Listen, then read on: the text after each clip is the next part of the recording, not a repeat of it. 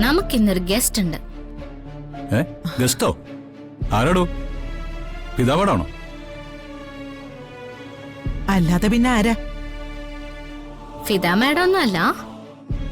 വരുന്ന ആള് അർദ്ധരാത്രി വരും. അർദ്ധരാത്രിയോ? ആ നേരത്ത് വരുന്ന ഗസ്റ്റ് ആരാ? കള്ളനാണോ? ആ, കള്ളൻ തന്നെയാ.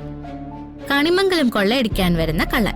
പിന്നെ കണിമംഗലം കൊള്ളയടിക്കാൻ വരുന്ന കള്ളൻ രാവിലെ തന്നെ നിന്നെ വിളിച്ച് വിവരം പറയല്ലേ? വിളിച്ചു മുത്തശ്ശി. എന്നെ അല്ല, ചെറിയമ്മ. എന്താണോ കാര്യം? അതെ, ചെറിയമ്മയും ഗൗതവും കൂടി സംസാരിക്കുന്നത് ഞാൻ കേട്ടു.